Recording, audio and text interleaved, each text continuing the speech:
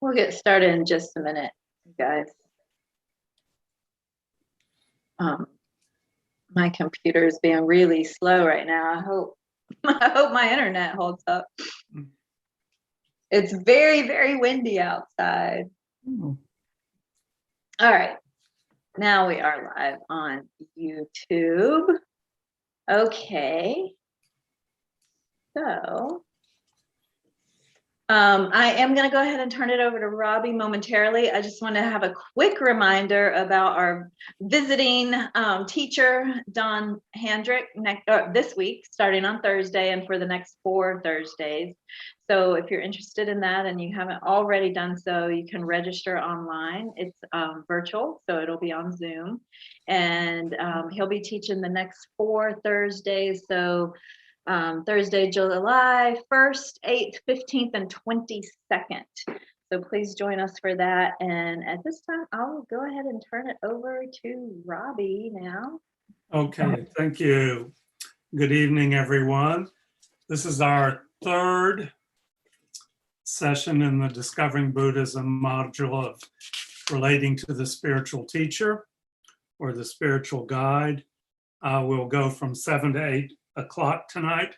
There will be no class next week because that's when many people are celebrating their July 4th holiday. And then we'll have 2 more sessions after that to wind this module up.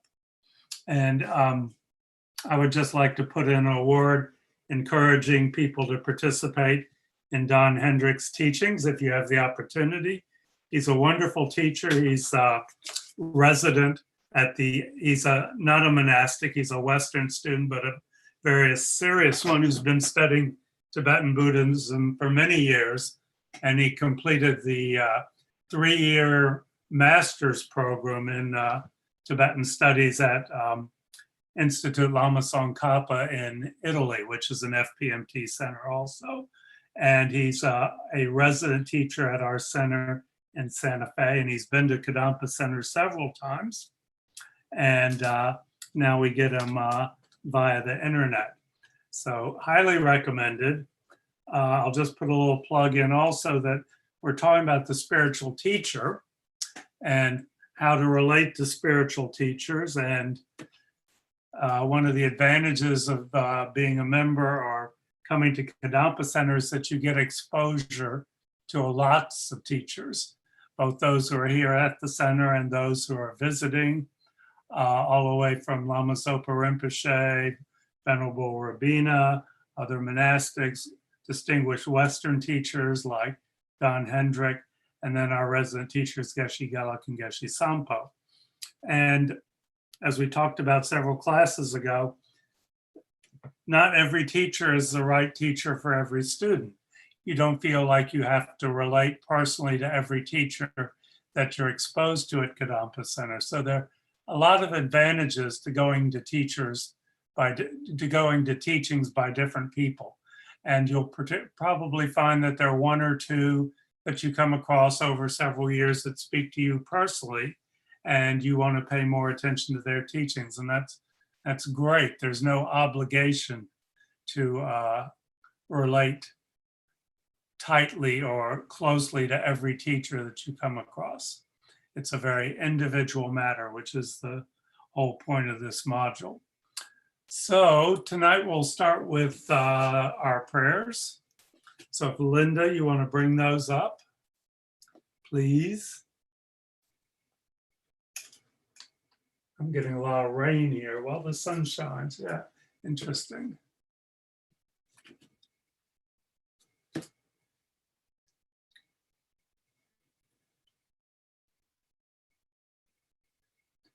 Okay, and I will read these, and you can mute yourself and read along at home. We'll do Refuge and Bodhicitta 3 times, 4 immeasurables, and the short mandala offering 1 time each. I go for refuge until I'm enlightened to the Buddha, the Dharma, and the Supreme Assembly. By the merits I create through listening to the Dharma, may I become a Buddha to benefit all sentient beings. I go for refuge until I'm enlightened to the Buddha, the Dharma, and the Supreme Assembly. By the merits I create through listening to the Dharma, may I become a Buddha to benefit all sentient beings. I go for refuge until I'm enlightened to the Buddha, the Dharma, and the Supreme Assembly. By the merits I create through listening to the Dharma, may I become a Buddha to benefit all sentient beings. May all sentient beings have happiness and the causes of happiness. May all sentient beings be free from suffering and the causes of suffering. May all sentient beings be inseparable from the happiness that is free from suffering. May all sentient beings abide in equanimity, free from attachment for friends or hatred for enemies.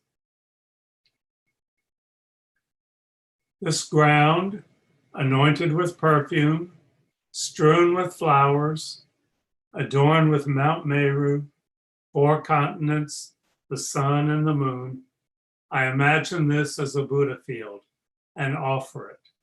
May all living beings enjoy this pure land. Idam Guru Ratna Mandalakam Niryatayam. Okay, and now we will do our first meditation of the evening. We've had some practice with this. First, we'll establish our posture. Let's see what.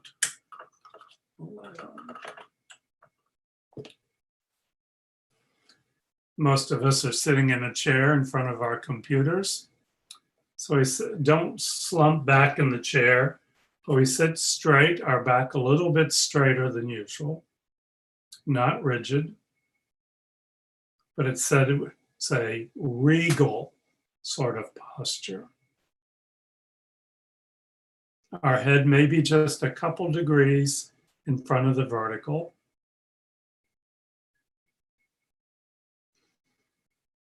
Our eyes either lightly closed or just very slightly open so that a little bit of light comes in and just stimulates our retina.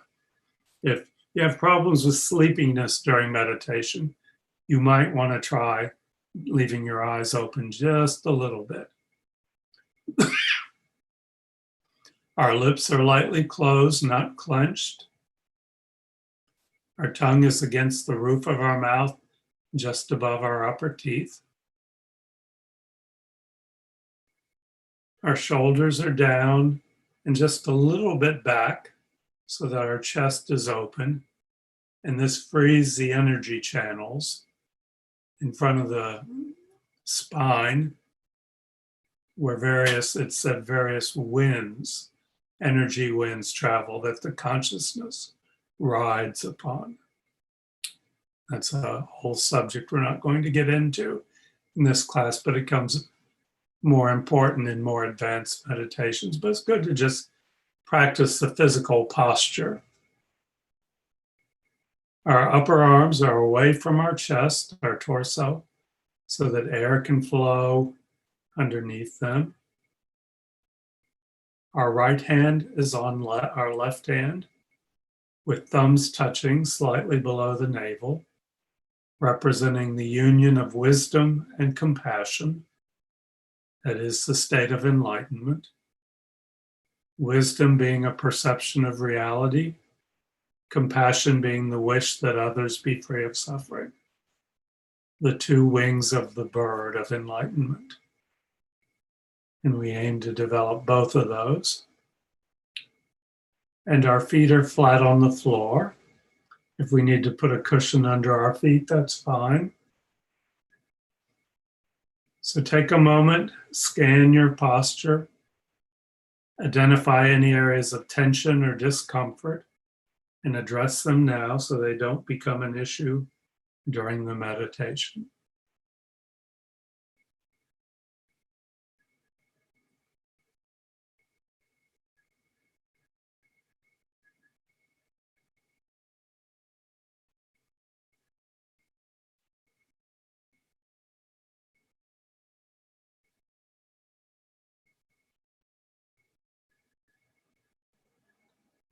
And we begin our meditation by taking 3 deep breaths from the abdomen, the stomach expanding on the in-breath and contracting on the out-breath. You do that 3 times. And what this is actually doing is pulling our diaphragm down, and it actually stimulates the vagus nerve so that our pulse becomes a little bit slower and our breathings become a little bit slower. But you don't want to breathe this way for too long because you can cause yourself to faint. So after 3 breaths like that, you let your breathing just return to its natural pattern.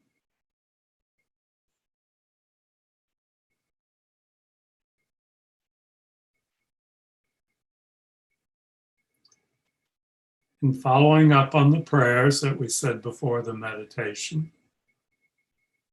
we take a moment to really set our motivation, our reason for doing this meditation, and for participating in the class that's to follow. And whatever reason we have is fine. It's just curiosity. That's great. If we just want a little bit of calmness at the end of a crazy day, that's great. But it's said that the most valuable, the most powerful motivation is what's referred to as the bodhicitta motivation, the great mind. And that's the wish to become enlightened for the benefit of others. There are 2 parts of it. The wish to become enlightened for the benefit of others. So we think that I am doing this meditation so that I can become enlightened to benefit others.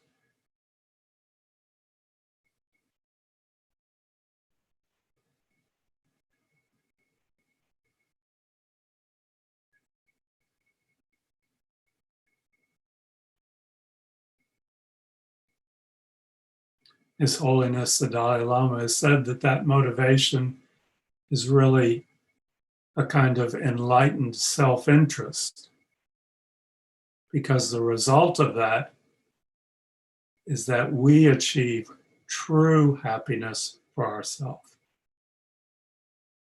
By aspiring to become enlightened for the benefit of others, the inevitable byproduct of that is our own happiness.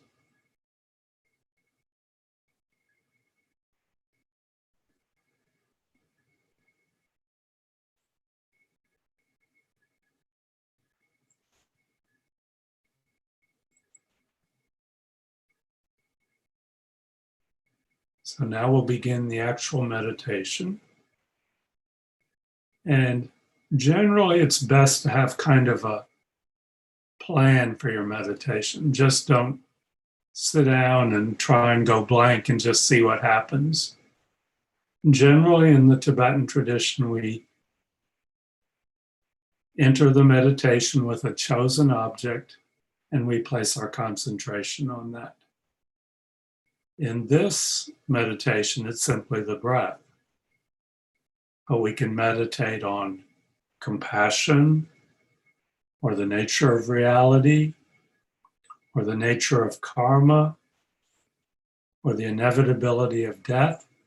But we enter with kind of a plan. I'm going to meditate on this. And we probably set the time. So we'll do 9 minutes of meditation, concentration on the breath, the physical sensation of the breath in and out through our nostrils.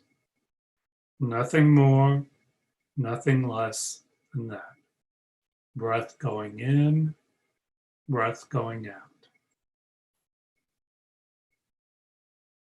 Mind directly perceiving breath. No duality, no separation. We could almost say that during this meditation, the mind and the breath are of the same nature. The mind is completely pervaded by perception of the breath.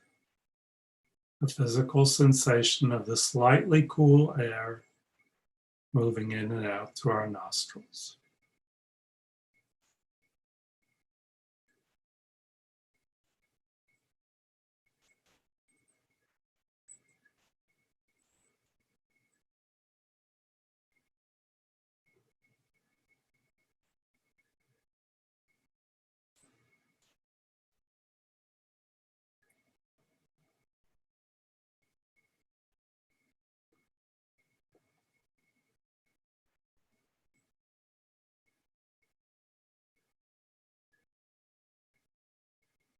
And whenever our concentration wanders off, as it inevitably will at some point for most of us, we set the distraction aside, just say, okay, and come back to the breath.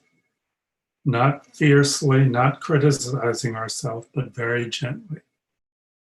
Like when a child wanders off the path, we gently bring them back, holding their hand.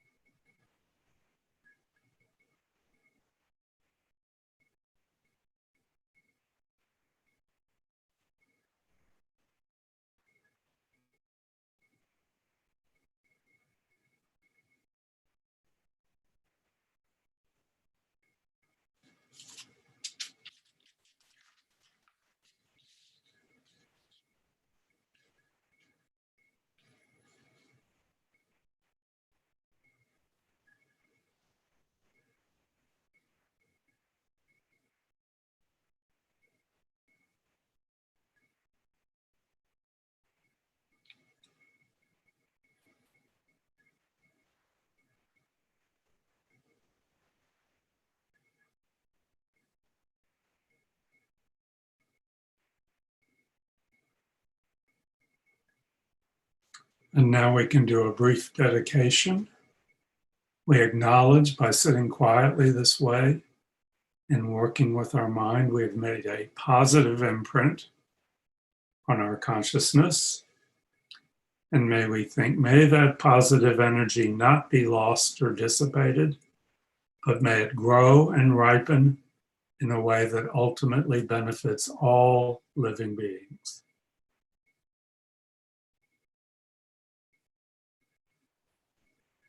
And you can relax your concentration.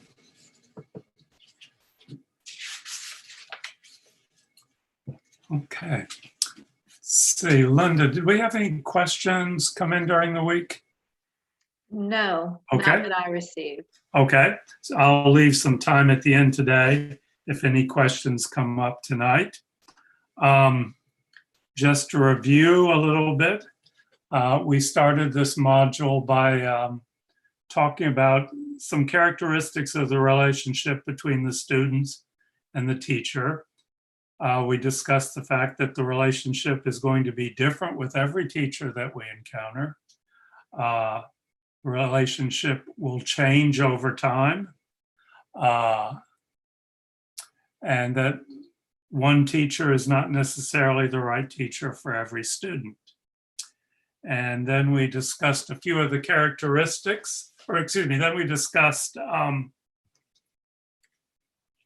some of the different teachers we may encounter. There are those teachers that we approach just in what we could call an academic sense. It may be in an actual academic center at the university where we take a class in comparative religion or Buddhism, or we just want clear, cold knowledge, just the facts. We may come to a teaching at Kadampa Center with that attitude, that we're there just to get some facts about Buddhism, and that's perfectly fine. There's no requirement that when you walk in the door at Kadampa Center, that you have to approach every teacher as your ultimate guru or lama. If you just want to come and hear what they have to say and evaluate it, that's great. If we move beyond that, we have Dharma instructors, people who have some personal understanding of the teachings of the Dharma, the teachings of the Buddha, the historical Buddha who lived 2,500 years ago. They've studied them and they have some personal experience. And beyond just the facts, they share with you what the teachings mean to them personally, their understanding, their interpretation. And they present that, share that with you, and you evaluate that. We may have a meditation instructor or a ritual instructor who's teaching us specifically a specific meditation or a ritual without a lot of Dharma theory behind it necessarily. And then we have the category of what we call our spiritual mentors. There's our refuge teacher, that if we want to follow the Buddhist path, there's our refuge preceptor we take refuge vows with. We have our Mahayana instructors, those who give us bodhisattva vows and teach us about the Mahayana path, the path to complete enlightenment through development of wisdom and in particular of compassion, the bodhicitta aspect. And then we have our tantric masters, if we feel like we're ready for that, where we receive instruction in very specific and elaborate tantric meditations.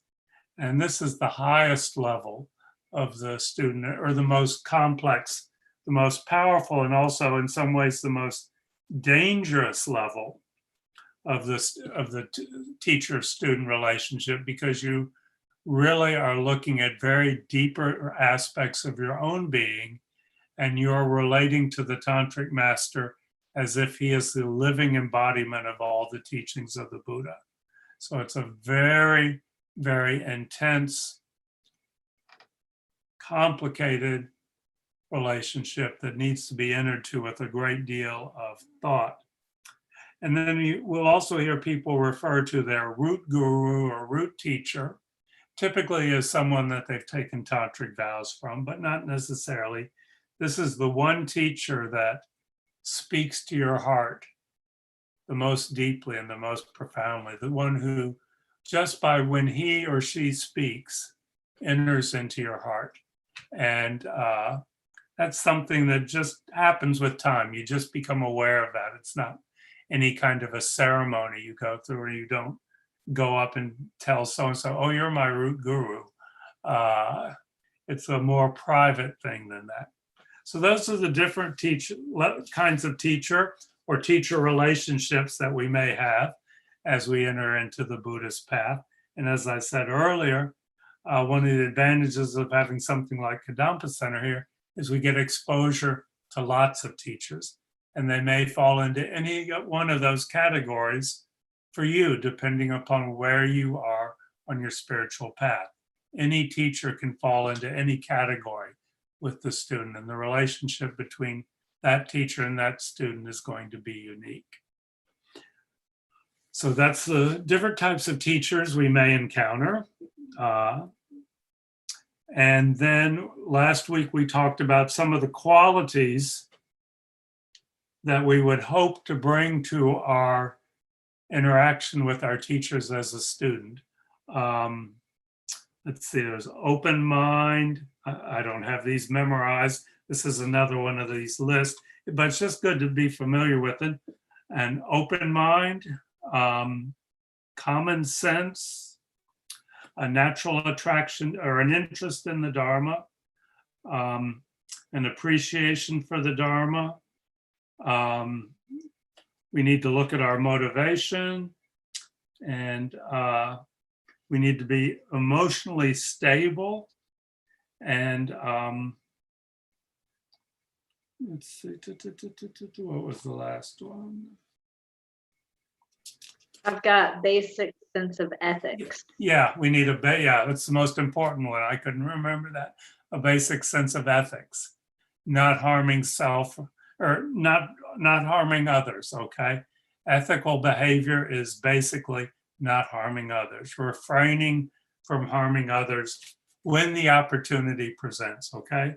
That's an initial step on the path. Hopefully we want to get to the place where we can actively help people. But for most of us, that's difficult a lot of the times because we don't have the necessary wisdom and compassion. But at least if we can start to behave in an ethical manner, which means monitoring our actions of body, things that we do with our body, speech, things that we say, and then most difficult, mind, okay? If we can control our body, our speech, and mind so that we don't harm others or wish to harm them, then that's a very great quality to develop and bring as a student to the relationship. We're stronger in some of these areas than others, okay? And if we're just going to go and sit in the back of a classroom of 200 students at the university, just so we can get some facts about Buddhism, these qualities are not all that important. You can certainly do that without living an ethical lifestyle. These qualities become more important as your relationship with the teacher deepens. Okay, so certainly when you enter into a tantric vow with a teacher, you would want to at least attempted to develop all these qualities to some degree. Even if you want to enter into a relationship with a Mahayana teacher or a refuge preceptor, the more of those you've developed, the better. If you're not living an ethical lifestyle, if you're out killing, stealing, and raping during the daytime, and you come to Kadampa Center and listen to teachings at night, your mind is not going to be generally in a place where it can appreciate or get the most benefit from the teachings. Your mind is not going to be calm and peaceful. It's going to be, quite disturbed. So even when we come to Dharma instructions, if we can come in and say, okay, I didn't kill anyone today, at least intentionally, at least I can say that. Okay, I didn't tell an intentional lie. I didn't steal as best as I know of. Then our mind has a certain amount of calmness. And again, these other qualities, as we enter into relationships with teachers that become more profound, more vulnerable in a way, the more we've developed those qualities, the better that relationship will go. We're talking about the ideal. Don't punish yourself or browbeat yourself for qualities that you don't have. There's something to aspire to, okay? And the Buddhist point of view is that whatever you aspire to, you can develop that quality in your mind, okay? If you want to have an ethical mind, that is a possibility for all of us, even though it may seem difficult. If you want to have an honest mind or an open mind, that is something we can all achieve by working with our mind. It may be difficult. In the same way, if we want to become enlightened, that is a possibility for each one of us, okay? To completely develop wisdom and compassion in our mind. And that's the really optimistic side of Buddhism, that there are absolutely no limits to what our mind can develop into. There are no limits on the possibilities for any of us. A lot of the time we don't see that, we don't feel that way. And the Buddha would say, that's a delusion, okay? If you think you are stuck with this limited, chaotic mind, that is a delusion. That is a misinterpretation of reality. That is not seeing your own mind accurately. Buddha said the potential to develop any quality we want is there in the mind of each one of us. That's kind of the big picture, but even just as a student, the possibility of developing these qualities is there for each of us. So that's what we kind of aspire to as a student. At the same time that we're developing those qualities in our own mind, we are looking at possible teachers and we're evaluating them, you know, not in a necessarily harsh, judgmental, good or bad sort of way, but we're looking for someone who has the qualities that we want in a teacher. Now, if we're just enrolling in a class in comparative religion at the university, it may just be because we need the credit and it's in the right time slot and it works with our schedule. And we don't care who's sitting up there. We may, read some evaluations of the course and see if this is someone that we think we would like to teach us. But it's not real important at that level. But again, it's more, as we progress through these levels of teachers, it's more important to look at them, we could say, critically, in a sense of evaluating, not in being harshly critical, but really being clear-eyed and bringing our common sense and our innate wisdom to saying, is this someone that I want as a teacher? Again, if it's just for Dharma instruction, not super important, but you don't want to you probably wouldn't get much from the course if it's someone that you actively do not, or that you actively dislike for some specific reason. But certainly by the time we get to a refuge instructor, a Mahayana instructor, a tantric master, it is important to look closely at them and say, do I want this person as my teacher? And there is no obligation to take anyone in the Buddhist world as your teacher if it doesn't feel right for you. Okay?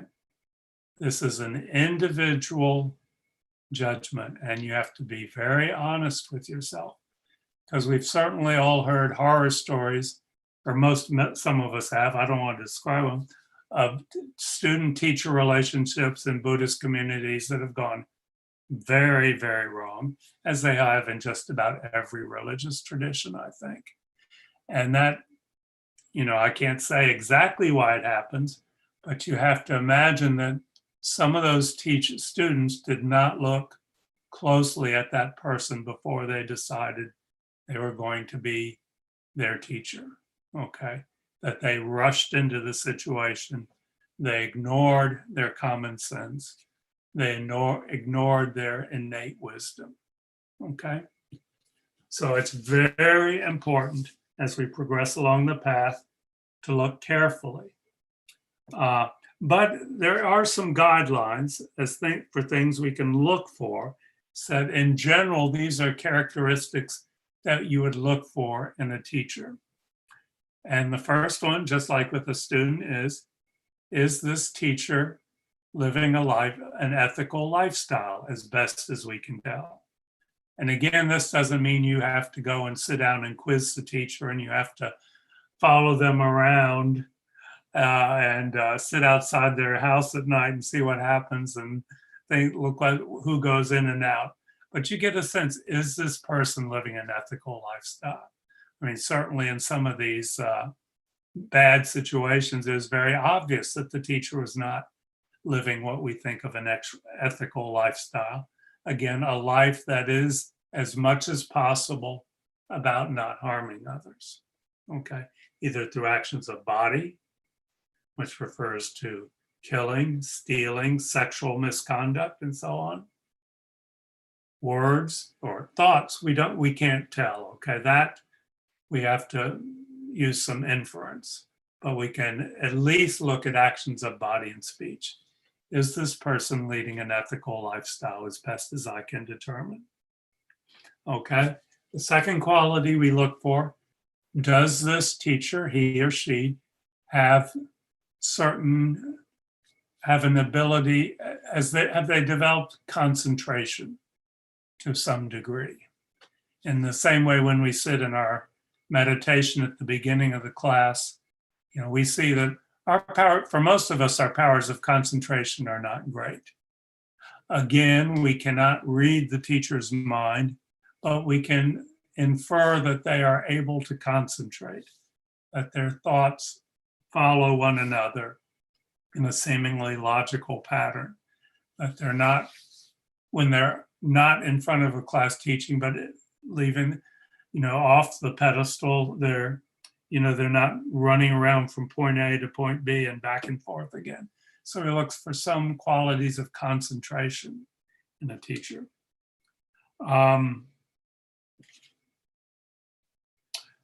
We looked that they've purified their disturbing emotions, okay?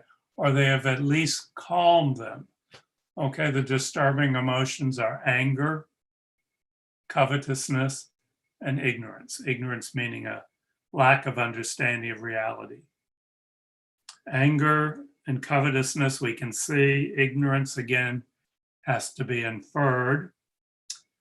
And that doesn't mean that they don't speak fiercely or wrathfully at times. It's very common for teachers to assume a wrathful appearance, but we have to kind of think about, is this an angry mind, or is that this someone who is speaking angrily out of compassion?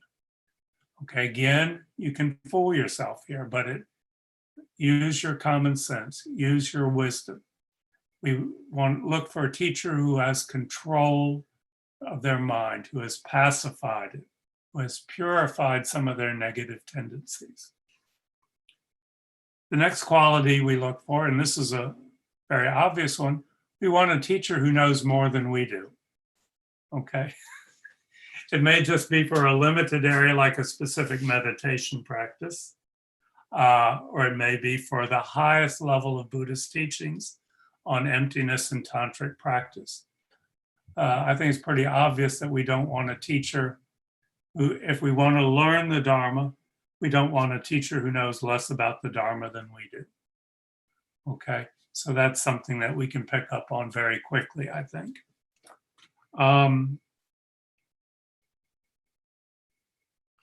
We want a teacher who is motivated by the wish to help their students. Okay, a teacher who wants to help their students. And again, this is something we can pick up just by observation. Okay, we want to see a teacher who's motivated by kindness, compassion, patience, all to benefit their students. Okay, so we want a teacher who's motivated to help the students. And then lastly, these general guidelines, it says we should look for a teacher who's not a hypocrite, who doesn't profess to knowledge or powers or abilities that they don't actually have. I mean, you'll certainly find in most of the Tibetan teachers are extremely modest. I mean, I have not, it's hard to think of one who's you could accuse of being a hypocrite unless you call false, unless they're excessively modest. His Holiness the Dalai Lama always says, "I'm just an ordinary monk." He doesn't say, "I'm the embodiment of the compassion aspect of the Buddha," which is how a lot of people relate to him. Okay, so you don't want a teacher who's arrogant or who claims to have abilities that they don't have. A teacher who's hypocritical. So, what's not on the list? It's interesting to think what's not on the list. Good looking is not on the list. Physical attraction is not, but it's actually said in the teachings that being physically attractive can be used in a compassionate way and that it attracts students to you, but we're not supposed to go out checking out our teachers according to their looks. Good sense of humor, not on the list, though a lot of us look for that, I think. Charisma, not on the list, okay? Some of the greatest Tibetan teachers, to my way of thinking, your initial reaction to is, this person is, I don't know what they're doing, who are they talking to? They don't seem to, they're not projecting anything. So a charismatic personality is not on there. So it's kind of interesting to think what's not on this list. Now the things on the list, again, don't expect perfection, okay? Don't expect every teacher that you're examining and that you feel there's something there to benefit you is going to have all these qualities to the nth degree. But certainly if you're entering into a Mahayana relationship or a tantric relationship, there should be some of these qualities there. And particularly in a tantric relationship, you should be very convinced that these qualities are there to a significant degree. Because as you enter into that relationship, you see that you begin, as part of the practice, you see the teacher, the guru, as the actual embodiment of the qualities of the Buddha, as your direct connection to those qualities. So this is not a quick process, okay? It doesn't mean that you're going to walk in the door of Kadampa Center and go to one teaching by a certain teacher and be struck by lightning. I mean, sometimes we do have that feeling, but treat that with a grain of salt. It said you can take years to check out a teacher. I mean, that may not be practical for most of us, but it should be a gradual process, an intentional process, very thoughtful process. And again, we always have to bring our own sense of ethics to the process. Sometimes we may have teachers who seem to be asking us to do something that's unethical. And we need to be open to that, because that is a possibility. And that needs to be something that you don't just follow the teacher blindly, but you pull back and say, no, I'm not going there. If it's someone you already have a student-teacher relationship, at some level, it can be very difficult and traumatic. And sometimes it just involves saying, I'm just going to step back from this teacher. I'm not going to criticize him or her harshly, but I'm going to say this is not right for me and I'm not going to do what this teacher has asked me to do. So it really comes down to both from the student and from the teacher. Everything depends on ethics is the root, okay, the most important thing. And if either the student or the teacher's behavior is not ethical, then something is amiss and it needs to be addressed. It shouldn't be pushed under the rug. Okay, so again, those qualities, we look for them. They're not going to be, not necessarily be there and to the nth degree, but we should see some aspect of those qualities there. And then it's not mentioned there, but something I think, particularly in the West, is very important. We're not in the monastery on a mountaintop in Tibet where, it's a closed community of 4,000 people and nobody has any privacy and everybody knows everything that everybody else is doing all the time.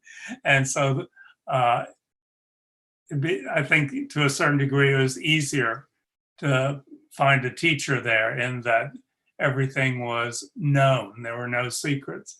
We're in the West and it's much more difficult. So something that other people have said, and I think this is true, we need to look at the teacher's other students. And not in that we expect them to be perfect, okay? Not that we want them to be our teachers, but we need to look and see, are they benefiting from the teachings? Is their relationship with this teacher a healthy one? Does the teacher relate to them in what we see as a positive manner? Okay, so it's like, are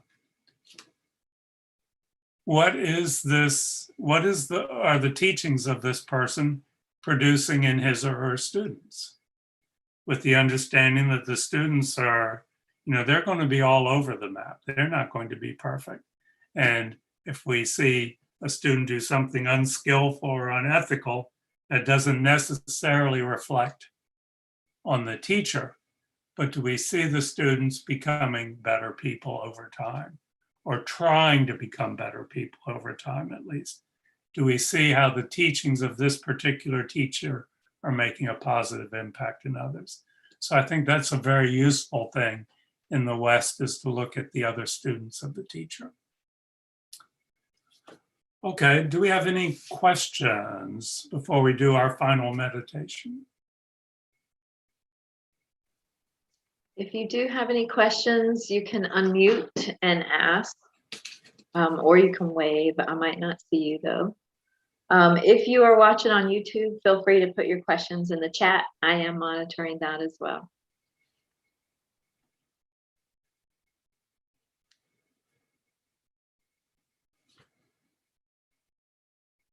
Okay, let's do our final meditation. Okay.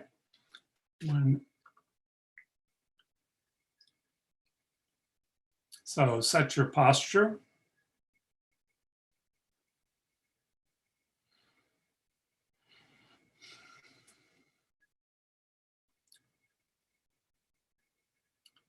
Three deep breaths from the abdomen.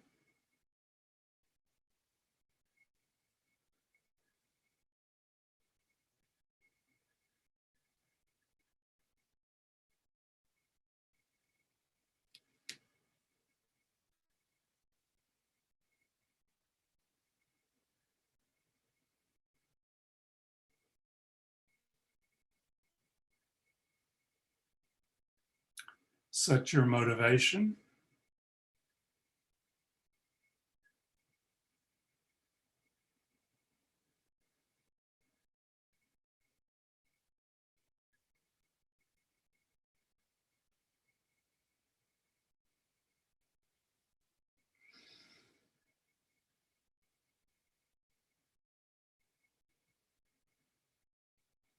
Concentration on the breath for a minute.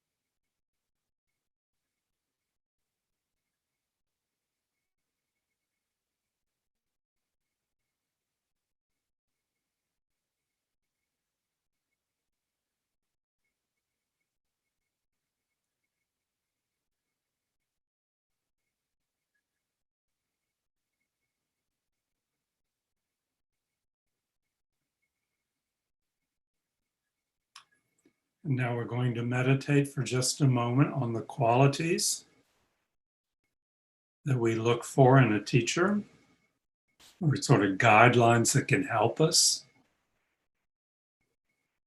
And they're given a list of 7, another one of these lists. These are not the only things that we look for, but this is a helpful checklist. The first is ethical discipline.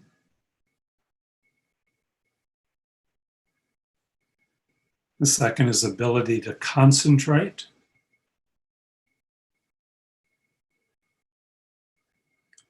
Third, the teacher has purified some of their negative mind states.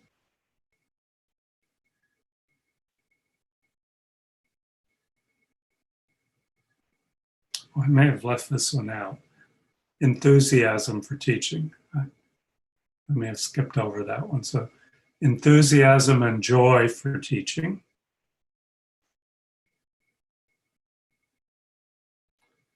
More knowledge than the student.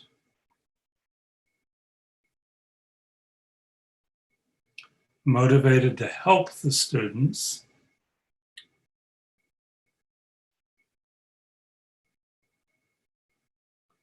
And a lack of hypocrisy. So every teacher we have is not going to have all these qualities, but they should at least have a few of them. It said the bare minimum is that they have more good qualities than negative qualities. So let's just bring to mind a great teacher we've had, one who has spoken to us personally. It can be a Buddhist teacher, or it may be a teacher of something else.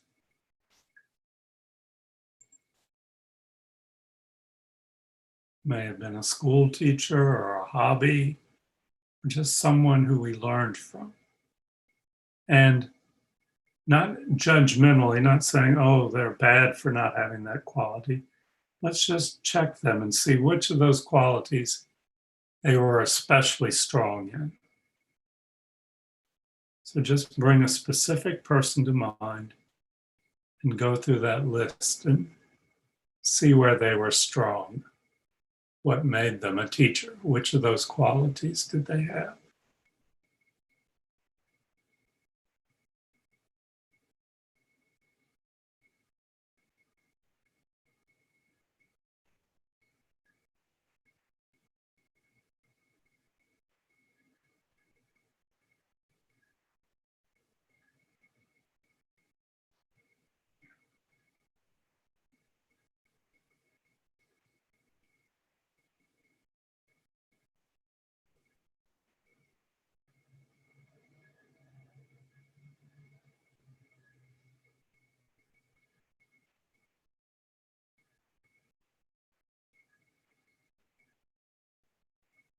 And you can do a brief dedication.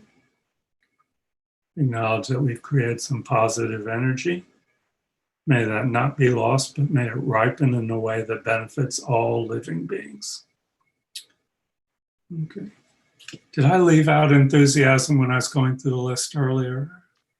I'm not sure, Robbie, but because, sorry, my video's not on. Yeah, I'm not sure, Robbie, because I had a list from another yeah. class. And So I enthusiasm think was I on there. did. I think I did. So after having pacified their negative minds, the next quality is joy or enthusiasm for teaching. They're not bored by it. They're not going through the road. So add that to the list.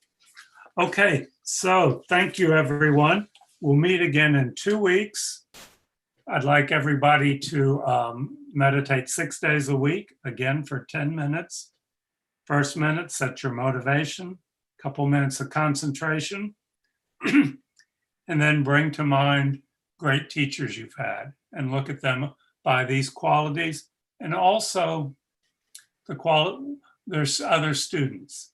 What effect did this teacher have on their other students? So that's very important. And look at how you came to decide that this was a good teacher. You may have had other qualities that you saw that really spoke to you, then that's fine.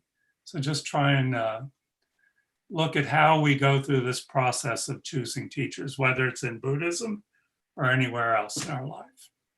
And if you have questions, send them to the week to Linda. Please tune in to Don Hendrick if you get a chance. Wonderful, very knowledgeable. I would say he has a lot of these qualities based on just knowing him as a person. Highly recommended, and have a happy and safe 4th of July weekend. You too. Thanks, Robbie. Okay, thank you, everyone. Thank you, Robbie. Linda. Bye. Thank you, Linda. Bye. Thank you so much. Thank you. Thank you, Linda and Robbie. Absolutely. Thanks, everyone. Happy 4th next week. Bye-bye. Thank you.